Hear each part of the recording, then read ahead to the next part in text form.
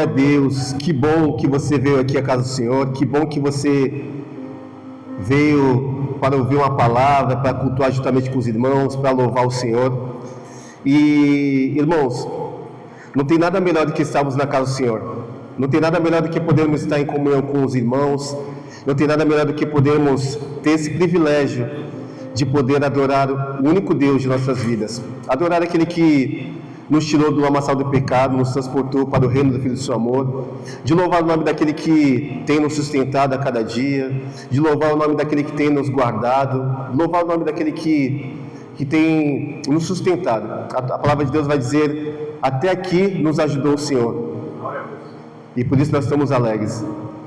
Se a gente for olhar tudo aquilo que o Senhor tem feito em nossas vidas, só o fato de estarmos respirando já é o suficiente. Só o fato de nós já termos os nossos nomes escritos no livro da vida já é o suficiente. Mas o nosso Deus, Ele é tão bom, que Ele ainda nos abençoa, Ele ainda nos livra de todo mal, do acidente, Ele nos livra de toda a bala perdida, Ele nos livra de tudo aquilo que o diabo tem tentado sobre nossas vidas. O Senhor nos guarda. A palavra de Deus também vai dizer que nenhuma ferramenta forjada contra nossas vidas iria prosperar. E esse é o nosso Deus, um Deus tão grande que, Criador dos céus e da terra, nos escolheu para sermos morada do seu Espírito Santo, e nós somos gratos por isso. Eu sei que o pastor já me apresentou, mas eu gostaria de novamente trazer um beijo, um abraço do nosso pastor Luiz Daniel, lá de Santos, um abraço do nosso pastor, da Tati, nossos pastores lá de Santos. Sintam-se abraçados em nome de Jesus. E é um privilégio. Quem me conhece há algum tempo sabe que eu amo ter essa oportunidade de poder falar daquilo que o Senhor tem feito em nossas vidas, de poder falar da palavra do Senhor, né? Eu estou lá na igreja já há 21 anos, desde 2005. Cheguei ali com 16 anos, 15 para 16 anos. Ali em Santos eu me batizei, casei, fui pai. 2, 3 meses atrás fui ungido a presbítero. Então eu sou muito feliz pelo que Deus tem feito na minha vida e na minha família. Aqui a minha esposa Rita vai dar aula para as crianças, o meu filho Juan está lá na frente, e a Lívia veio aqui de cabelo cacheado também. Nós estamos aqui como família para poder servir a igreja, o reino, os irmãos, presbítero Joselito. Então é só alegria, irmãos. Então vamos lá? Eu coloquei como um tema dessa mensagem: em meio ao caos, para onde você corre e qual é o seu pensamento? Primeiro pensamento. Ou, em meio ao caos, qual é o seu primeiro pensamento? Não sei se... Acho que a maioria de vocês não me segue nas redes sociais, mas eu tenho o costume de em tempos e tempos estar colocando uma mensagem rápida, uma mensagem breve ao coração das pessoas no qual a palavra for chegar. E tem sido bênção, Deus tem alcançado bastante pessoas. E uns dois ou 3 semanas atrás, eu coloquei uma mensagem com esse tema. E eu creio que essa mensagem não foi somente para as pessoas da internet. Deus falou muito no meu coração. Porque, vamos imaginar, em meio ao caos de nossas vidas, nós passamos por luta, sim ou não? Nós passamos por crise, sim ou não? Sim, nós passamos. Mas em meio a esse caos, em meio a essa crise, qual é o nosso primeiro pensamento? Será que nós ligamos para as pessoas? Será que nós procuramos recursos naturais, financeiros? Será que nós procuramos livros de autoajuda? Será que nosso primeiro pensamento é procurar a ajuda das pessoas? Ou será que nós buscamos aquele que vê nossa vida, passado, presente e futuro ao mesmo tempo? Só que é natural, irmãos, quando nós passamos por uma situação, quando nós passamos por uma dificuldade, a nossa tendência natural é o quê? Eu vou ligar para o meu pastor, eu vou ligar para o meu líder, eu vou ligar para a irmã da intercessão, para o irmão da intercessão. Eu não estou aqui para criticar sobre isso, é natural da vida. Só que nós temos que entender e nós temos que colocar em nosso coração e como prática de vida, que para além de nós procurarmos ajuda externas de pessoas, nós temos que procurar primeiro a Deus, e depois o medicamento, e depois os irmãos, depois uma direção pastoral, mas primeiro, como a palavra diz, entra no teu quarto, no secreto, ora a Deus, que o teu Deus que te vê em secreto te responderá. Então, nos dias de hoje nós passamos por diversas crises, por diversos problemas, e eu gostaria de citar alguns deles aqui neste momento. Nós passamos por crise emocional. Será que alguém me ama? Será que alguém está me vendo? Eu estou tanto tempo aqui nessa igreja, será que as pessoas têm me olhado? Será que as pessoas têm me valorizado? É uma crise emocional. Financeira, as contas elas vêm todos os meses, amém? É uma loucura, nunca deixa de vir as contas, os boletos. Então, nós passamos por crise financeira também. Nós passamos por crises familiares. É um familiar que está, infelizmente, ainda está nas drogas. É um familiar que se divorciou recentemente. É um filho que não quer vir à casa do Senhor. E isso nos traz um sentimento de tristeza. Isso é uma crise. É um caos emocional que nós passamos. E eu gostaria de trazer uma palavra em cima desse tema ao coração de vocês. Amém? Eu gostaria de abordar a passagem que está lá em 2 Crônicas, capítulo 20. 2 Crônicas, capítulo 20. Em nome de Jesus. Todos abriram, amém?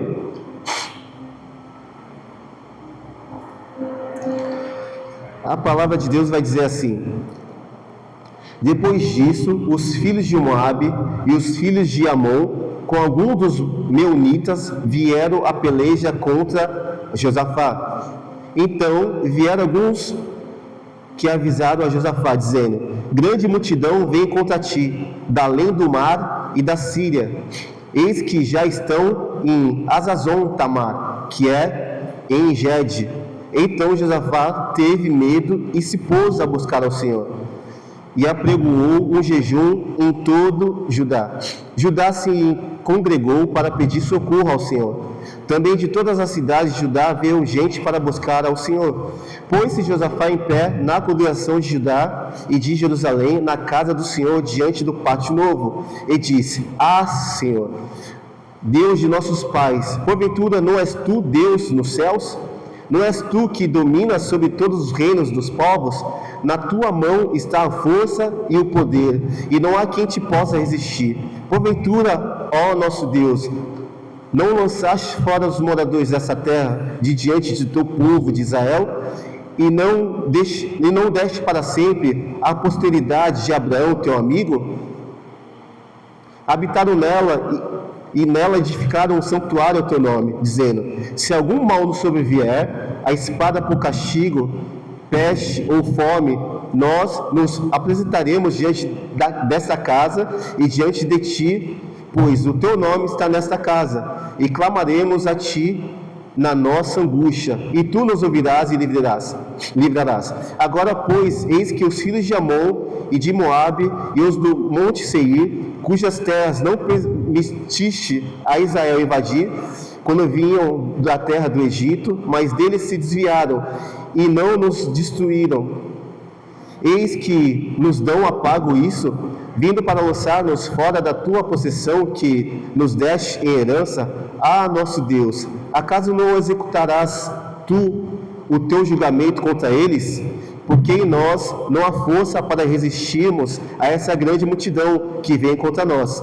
E não sabemos nós o que fazer, porém nossos olhos estão postos em ti. Toda Judá estava em pé diante do Senhor, como também as suas crianças e suas mulheres e seus filhos. Então veio o Espírito do Senhor no meio da congregação sobre Jezael, filho de Zacarias, filho de Benaia, filho de Jeiel, filho de Matanias, levita dos filhos de Asaf. E disse: dai ouvidos todo o Judá, a vós, moradores de Jerusalém. E tu, ó rei Josafá, ao que vos diz o Senhor: não temais, nem vos assusteis por acaso dessa grande multidão, pois esta peleja não é vossa, mas de Deus. Amanhã descereis contra eles, eis que sobe pela ladeira de Cis. Encontrá-lo-eis no fim do vale, defronte do deserto de Jeruel. Neste encontro não tereis de pelejar. Tomai posição, ficai parados, e veja o salvamento que o Senhor vos dará. Ó Judá e Jerusalém, não temais, nem vos assusteis.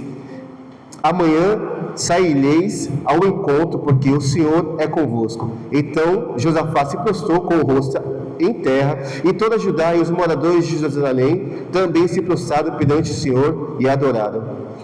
Dispuseram-se os levitas, dos filhos de coatitas, dos coreitas, para louvarem o Senhor, Deus de Israel, em voz alta, sobremaneira. Pela manhã cedo se levantaram e saíram ao deserto de Tecoa. Ao saírem, pôs-se Josafá em pé e disse: Ouve, ó Judá, e vós, moradores de Jerusalém, crede no Senhor vosso Deus e estareis seguro, crede nos seus profetas e prosperareis.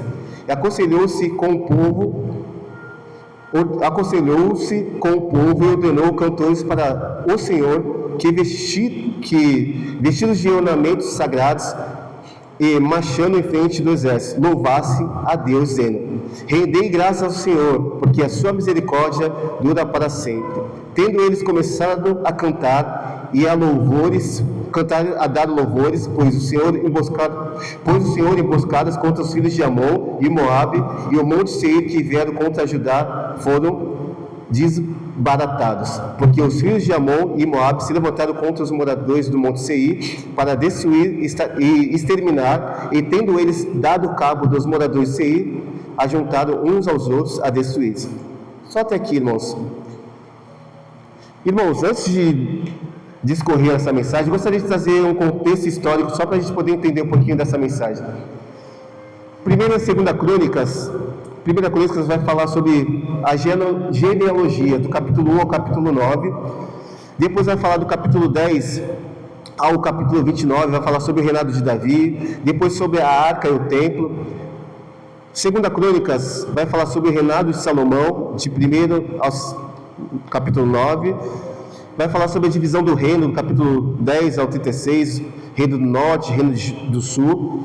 Vai falar sobre os reis de Judá. E eu gostaria de trazer aqui um panorama bem rápido, falar para vocês quem era Judá. Judá era um país, né? Teve a divisão entre o reino do norte e o reino do sul. Então Judá era um país, tendo como capital Jerusalém, e Josafá, ele era o rei desse local. Josafá, ele reinou por cerca de 25 anos nesse país. E esse episódio, irmãos, é engraçado, é interessante, que ele vai acontecer por volta do século IX a.C. E ali nós podemos ver que Josafá estava vivendo um tempo de paz. Ele estava vivendo um tempo tranquilo. Só que no versículo 2, ele recebe uma notícia. Vem os moradores da terra e falam: Josafá, eis que vem contra ti um exército muito grande, um exército terrível. Só que, como nossas vidas, irmãos, quem aqui está correndo atrás de crise? Levanta a mão. Ninguém corre atrás de crise. Às vezes nós estamos em tempo de paz e nós queremos viver esse tempo de paz. Só que nem sempre é assim. A palavra de Deus vai dizer nos evangelhos, Jesus dizendo que no mundo tereis aflições, mas tende bom ânimo, pois eu venci o mundo. É inevitável nós não passarmos por crise. E foi assim com esse rei. Um rei temente ao Senhor, um rei que servia ao Senhor. Mas a palavra vai dizer que no versículo 2 de 2 Crônica 20, ele recebeu uma notícia: vem contra ti uma grande multidão. Ele não estava procurando uma crise, mas ela chegou até ele. E ter fé, irmãos, não significa a gente fugir simplesmente de crise ou viver um tempo de paz. Ter fé é nós passarmos um tempo de crise e continuar acreditando que Deus é Deus sobre nossas vidas. Porque nós não estamos vivendo numa bolha, nós não estamos vivendo imune aos problemas. Pelo contrário, no mundo nós vamos passar por dificuldades, nós vamos passar por lutas, por tribulações, mas o que nos faz diferente de outras pessoas é saber que nosso Deus está conosco, nos fortalecendo, nos sustentando, nos capacitando, nos abençoando. mas que nós possamos entender que ter fé não é estar imune às crises. Ter fé é passar pela crise, pelo caos, sabendo que nós temos um Deus que fez os céus e a terra. Nós temos um Deus que sustenta, que fortalece, que nos capacita. Ele não precisava fazer nada, irmãos, para nós, mas mesmo assim Ele quer nos abençoar. Mesmo assim Ele vai lá na sua casa e te sustenta. Mesmo assim Ele vai lá na sua casa e abre as portas. Mesmo assim Ele vai lá na sua casa e prospera a sua vida. Esse é o nosso Deus. Mas quando a notícia chega sobre sua vida, quando a notícia chega, e ela vai chegar, a notícia ruim vai chegar sobre sua vida, qual será a sua atitude? Será que você vai ligar para alguém? Será que você vai buscar recursos financeiros? Será que você vai tentar controlar tudo? Não, Senhor, eu sei que o Senhor tem o controle da minha vida, mas daqui que agora eu sou desesperado, quem vai controlar a minha vida vai ser eu. Será que você vai entrar em desespero? Ou será que você vai fechar os seus olhos, vai olhar para o céu e vai falar: Senhor, se não for o Senhor, mais ninguém pode mudar a minha história. Se não for o Senhor, mais ninguém pode fazer. Se não for o Senhor, mais ninguém pode mudar esse diagnóstico. E é isso que eu queria trazer sobre o seu coração essa noite. Que em meio ao caos, em meio à crise, você tem esse princípio que fala: Senhor, se não for o Senhor, mais ninguém pode abrir as portas. Se não for o Senhor, mais ninguém pode operar um milagre nessa situação. Se não for o Senhor, mais ninguém pode me sustentar. Eu sei que se eu ligar para o meu pastor vai me ajudar, vai me discipular, vai me orientar. Se eu ligar talvez para uma intercessora da igreja, ela vai orar e vai entrar nessa batalha comigo. Mas tem horas que só é você e Deus. Vai ter momentos que vai ser você, Deus e a prova, a luta, a situação difícil. E você vai ter que entender que, como esse rei Josafá, a notícia ruim vai chegar. Só que você vai ter que estar o quê? Preparado para saber tomar uma decisão assertiva. E qual é essa decisão assertiva que você vai tomar, que eu vou querer tomar, que nós temos que tomar? É buscar na palavra do Senhor.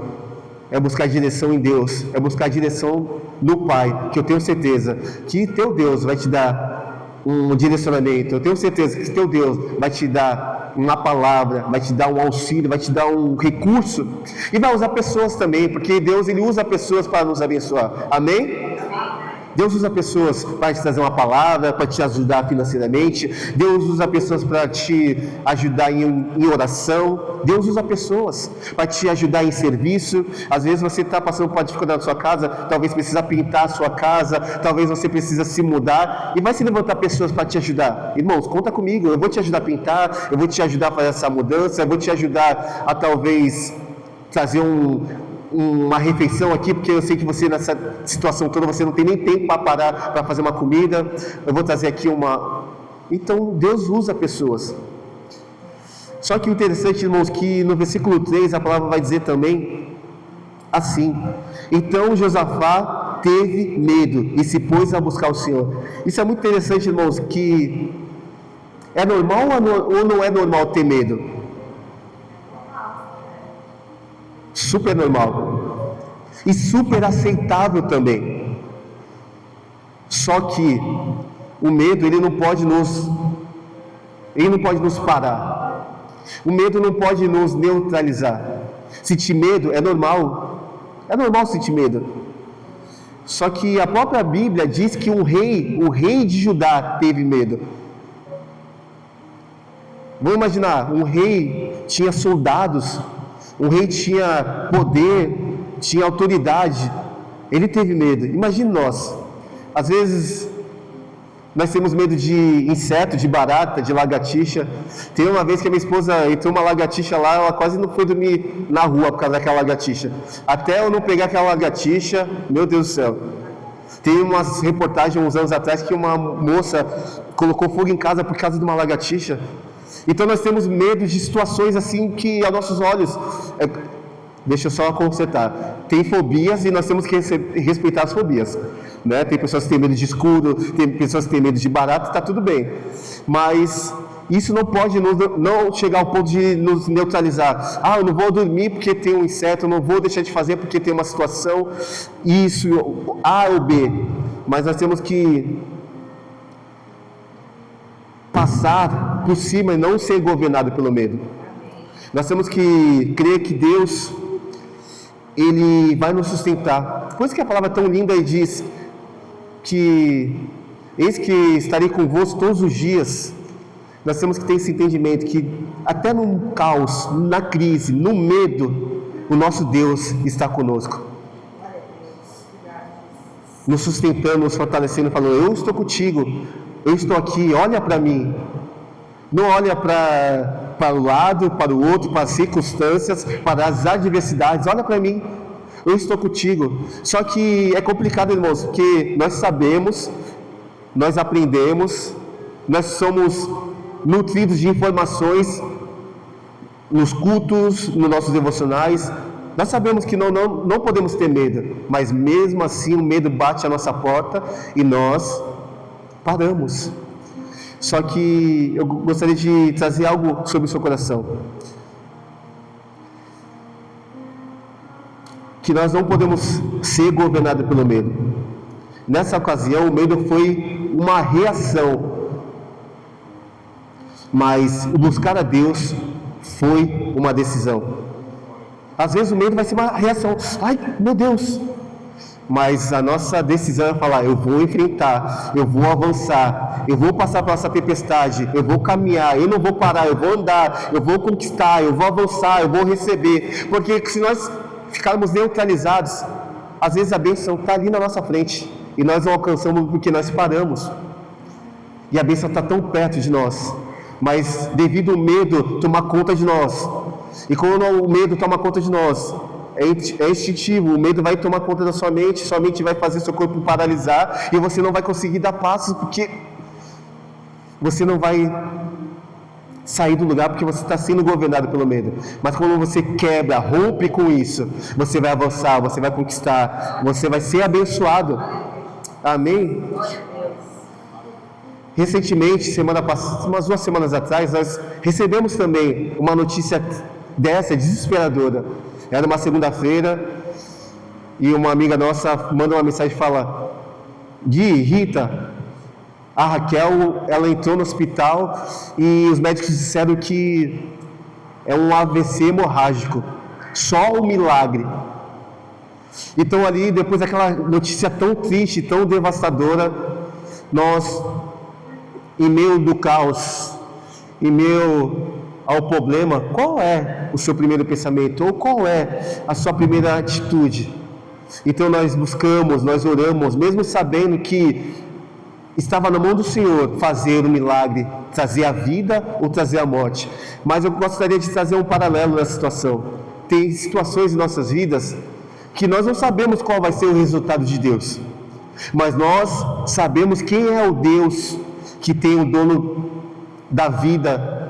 Eu tenho a morte em suas mãos. Nós, às vezes, não sabemos se nós vamos receber um milagre, mas nós sabemos quem buscar, o Deus do milagre. Às vezes nós não temos a certeza da porta vai estar aberta ou não, mas nós sabemos o Deus que abre as portas. Às vezes nós não vamos visualizar o milagre em nossas mãos, mas nós sabemos que nosso Deus é o único capaz de fazer infinitamente mais de tudo aquilo que nós pedimos ou pensamos. Nós sabemos que agindo o Senhor, ninguém pode pedir. Nós sabemos que basta uma palavra do Senhor e as coisas acontecem. E nós temos que acreditar nesse Deus, sem saber o que vai acontecer. Irmãos, depois de alguns dias, infelizmente, talvez para nós, que somos egoístas, nós não fomos programados a nos despedir tão cedo, nós não fomos programados a perder alguém tão amada. Essa irmã, ela faleceu, mas nós sabemos que ela está com o Senhor. Talvez nós, como humanos, nós ficamos tristes, nós ficamos devastados, os familiares, os parentes, o marido, o filho, e agora como será? Mas em meio àquele caos, em meio àquele problema, nós não sabíamos se a notícia foi: a Raquel teve um AVC hemorrágico. morte cerebral. Só que daquela notícia de segunda-feira até quinta-feira, onde ela foi para o braço do pai, nós clamamos ali na frente do hospital, nós buscamos todos os dias, nós buscamos ao Senhor, como se não houvesse amanhã. Senhor, muda esse diagnóstico, muda essa situação, muda essa história, Senhor.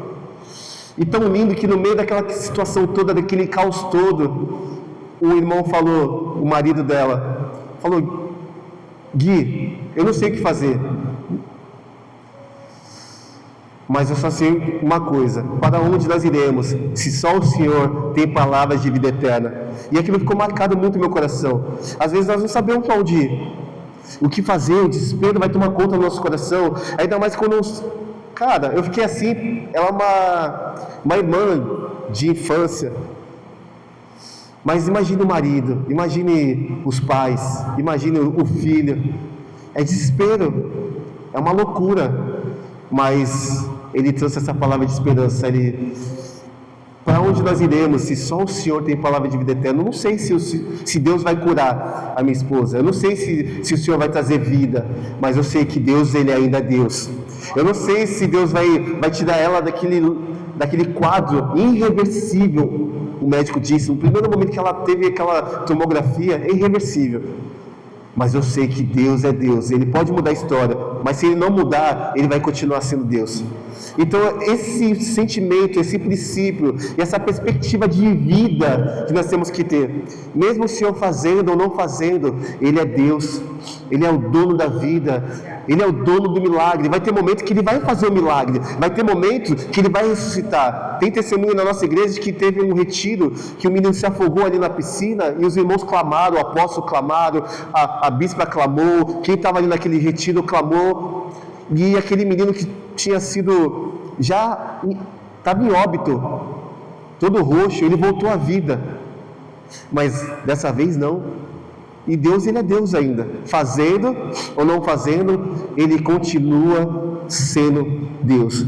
E nesse texto, uma parte tão linda que eu achei maravilhosa, está lá no versículo 20, que diz assim: não sabemos nós o que fazer, porém os nossos olhos estão postos em Ti. Olha que declaração forte. Essa declaração é muito linda do rei Josafá. Ele recebe então, no versículo 2, a notícia que pessoas estariam invadindo o território dele. No versículo 3 ele fala: Senhor, eu estou com medo, mas eu não vou parar. Aí chega no versículo 12, ele fala isso: não sabemos nós o que fazer, porém os nossos olhos estão postos em Ti. Eu creio que o rei não estava querendo maquiar aquela situação, nem fingir ter uma resposta motivacional para as pessoas. Ele podia falar assim: povo de Judá, nós vamos para a guerra, nós vamos vencer, Deus vai fazer, Deus vai... Como nós escutamos hoje em dia nas igrejas neopentecostal, é só vitória, é só conquista. Pelo contrário, ele falou assim: nós não sabemos o que fazer, mas nossos olhos, a nossa fé, o nosso coração está em Ti, Senhor. A palavra de Deus vai dizer assim: olhando firmemente para Jesus, o autor e consumador da nossa fé.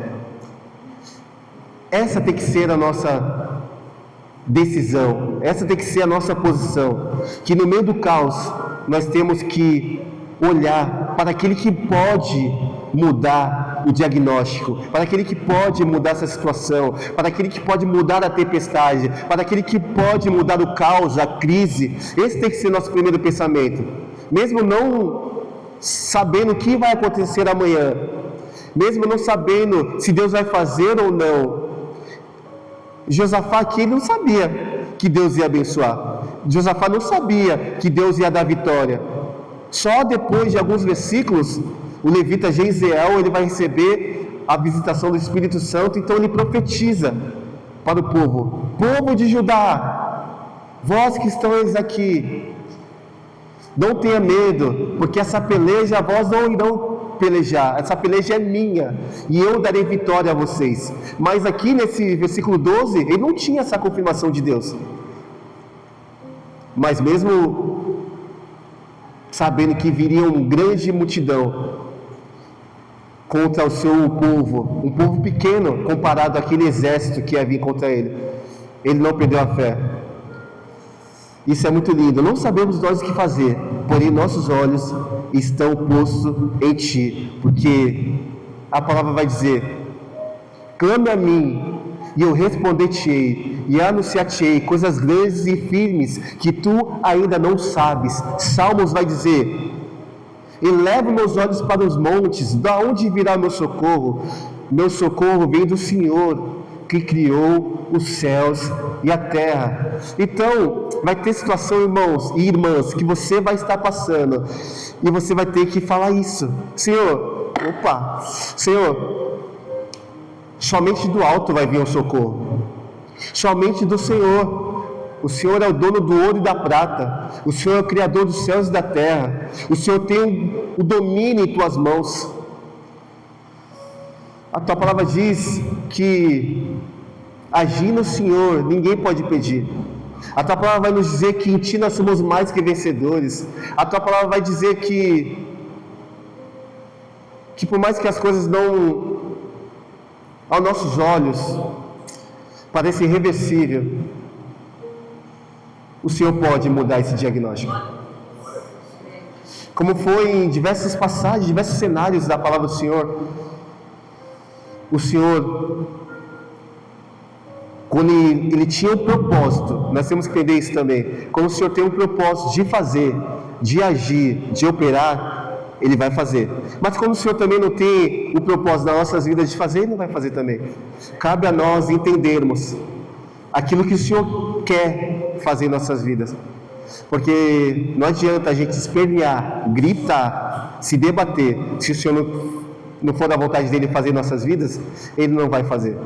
Mas se for da vontade do Senhor fazer algo grande, poderoso, eu creio e declaro sobre a vida de vocês uma bênção que enriquece, não acrescentadores. Eu declaro sobre a vida de vocês portas abertas. Eu declaro sobre a vida de vocês algo grande, coisa nova, coisa poderosa. E se for da vontade de Deus para a sua vida, Ele vai abrir as portas, vai chamar a existência as coisas que não existem. Esse é o nosso Deus, que move as águas, move as montanhas em nosso favor. Esse é o nosso Deus que vamos nos deparar com a morte. E nosso Deus, Ele é tão poderoso que Ele vai falar: Lázaro, vem para fora. Ele vai falar: haja vida. Ele vai falar: levanta. Mas nós temos que entender que tudo depende do propósito e da vontade de Deus para nossas vidas. Essa frase, eu não sei o que fazer, isso não foi falta de fé. Eu imagino e quero trazer para nossas vidas como aplicação que isso foi dependência de Deus. Vai ter situações que nós vamos falar: Senhor, eu não sei o que fazer, e Deus vai à frente, vai abrir o mar, Deus vai abençoar. É diferente de você estar fazendo uma faculdade, você está na escola, você não estudou, você não se preparou, e você fala: Senhor, eu não sei o que fazer. Você vai tomar vermelho, você vai tomar ali uma nota ruim, porque aquilo que nós temos que fazer, nós temos que nos empenhar. Se é para estudar, então estudemos. Se é para trabalhar, então vamos trabalhar. Se é para suar, então vamos suar. Mas eu penso que nós não nos preparamos, nós não estudamos, nós não trabalhamos e vamos falar: Senhor, quando que o Senhor vai derramar aí, sei lá, 3 mil reais sobre a minha vida? Agora, se nós estamos trabalhando, se nós estamos suando ali, correndo atrás, o Senhor vai abrindo as portas, o Senhor vai usando pessoas, o Senhor vai promovendo encontros, o Senhor vai usando contatos e vai nos abençoando. Mas nós estamos o quê? Buscando, trabalhando, nos dedicando. Então essa frase não quis dizer falta de fé, mas quis dizer totalmente dependência de Deus. Em meio ao caos da sua vida, irmãos, dependa daquele que vê sua vida, passado, presente e futuro, numa mesma ótica. Nós nos desesperamos porque nós não temos controle da vida. Nós não sabemos nem o que vai ser daqui a 5 minutos. Mas o nosso Deus, Ele sabe o que vai acontecer amanhã. Então, fala com Ele. Ora a Deus. Senhor, está passando por um momento difícil? Um momento irreversível? Fala, Senhor, eu não sei o que vai ser amanhã, mas eu sei que o Senhor pode. Eu sei que o Senhor pode abençoar, eu sei que o Senhor pode trazer de volta para a casa do Senhor o meu marido, a minha esposa. Eu sei que o Senhor pode restaurar e tirar das drogas meus filhos. Eu sei que o Senhor pode abrir as portas de emprego. Eu sei que o Senhor pode me promover. Eu sei que o Senhor pode. Nós temos que buscar aquele que vê a nossa vida, passado, presente e futuro, de uma vez só. E tão lindo aqui nesse texto, irmãos, que Deus, Ele diz no versículo 15: não temais, nem vos assusteis por causa dessa grande multidão, pois a peleja não é vossa, senão de Deus. No versículo 17 vai continuar dizendo: nesta peleja não tereis que pelejar. Tem pelejas e lutas que Deus permite que vêm até as nossas vidas. Muitas delas nós vamos ter que lutar. Muitas delas vamos ter que lutar em oração, em esforço braçal, em choro. Mas tem lutas que o Senhor vai se levantar ao seu favor. E falou, vai se levantar e vai falar: fica tranquilo, essa peleja não é sua, ela é minha. Vai ter situações e tempestades da sua vida que o Senhor vai se levantar e vai falar: mar, vento, acalme-te e emudece. Fica tranquilo. Vai ter situações que o Senhor vai ir à sua frente, vai tirar os espinhos, vai quebrar as muralhas, vai afastar os problemas. Mas nós temos que sempre ter em mente que nosso foco e nosso pensamento tem que estar sempre cativo ao Senhor, que dessa forma o Senhor vai mudar a sua história. Tem áreas de sua vida, tem situações da sua vida que você até falou assim já: Senhor, essa situação aqui eu não vejo solução. Tem áreas na sua vida e na minha vida que você olhou e falou: caramba, só um milagre de Deus. Mas eu declaro sobre sua vida hoje que o milagre está chegando sobre sua vida. Essa peleja não é sua, a peleja é do Senhor. E a palavra diz que em Cristo nós somos mais que vencedores. Deus vai vir com o seu favor sobre sua vida. Deus vai vir com a sua bênção, com a sua prosperidade, com o seu sustento sobre sua casa. Creia, tome posse sobre isso. Como disse, talvez você esteja vivendo hoje situações que você não sabe qual vai ser o desfecho da sua vida. Naquele momento, como a gente estava lá na porta do hospital, nós estávamos só acreditando que Deus podia fazer, que Deus podia mudar aquele quadro, que Deus podia trazer a vida novamente. Às vezes é um problema financeiro, às vezes é um problema familiar, às vezes é um problema profissional, às vezes é um problema emocional. Eu quero te convidar a ter o mesmo pensamento que o rei Josafá teve no versículo 12. Senhor, eu não sei o que fazer, mas meus olhos, a minha mente continua em Ti. Senhor, eu estou com medo, eu estou devastado, eu estou preocupado, Senhor. Eu sou humano, eu sou carne, eu estou chorando, meu coração está sangrando, eu estou triste nessa situação que eu estou passando, mas meus olhos continuam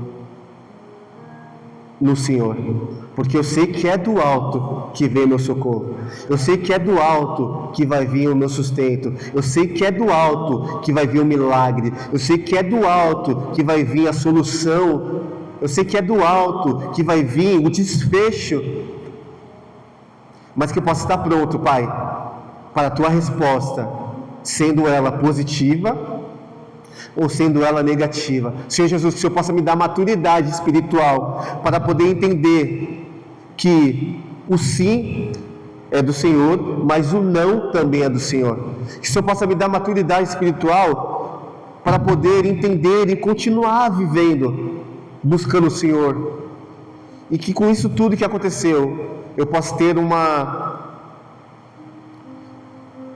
didática de crescimento, Senhor, que eu possa aprender com tudo isso que está acontecendo na minha vida, porque nenhum caos, nenhum problema, nenhuma crise que nós estamos passando, ela é maior ou superior ao nosso Deus. Nenhum problema, nenhuma crise, nenhuma situação difícil que você esteja enfrentando hoje, ou você vai enfrentar amanhã, ela é maior do que o teu Deus. Nosso Deus, Ele é grande, Ele é poderoso. A palavra de Deus vai dizer em Deuteronômio que só o Senhor é Deus, acima dos céus e embaixo da terra. Não há outro Deus igual a Ti. Não há outro Deus igual ao nosso Deus, meus irmãos.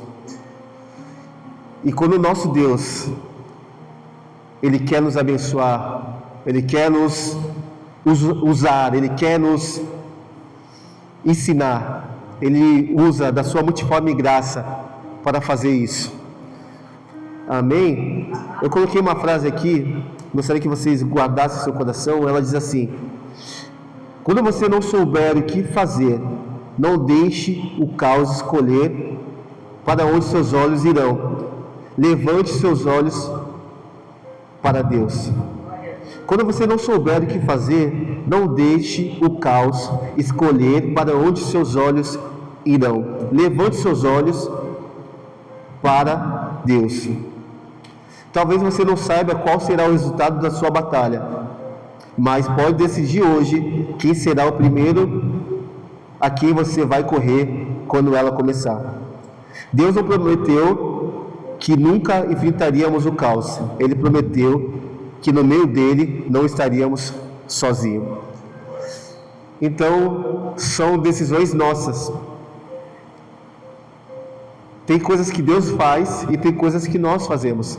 Deus está com sua mão para nos abençoar. Só que nossa atitude e nosso posicionamento é se aproximar de Deus. A palavra de Deus diz: se achegai-vos a Deus, Ele se chegará a vós. Então, Deus está pronto e preparado para nos abençoar, mas nós temos que nos aproximar dele. A palavra também vai dizer em Mateus 11, 28 e 29: vinde a mim, todos estáis cansados, sobrecarregados, e eu vos aliviarei. Tomai sobre vós o meu jugo, e aprendei de mim, que sou manso e humilde de coração, e acharei descanso para vossas almas. Ali Jesus está fazendo um chamamento geral, coletivo, mas só vai encontrar descanso quem for até Jesus, quem ir até Jesus. E aí está o segredo. As mãos de Deus estão sempre preparadas para nos abençoar. Só que muitas vezes nós não somos abençoados porque nós não estamos debaixo da mão de Deus.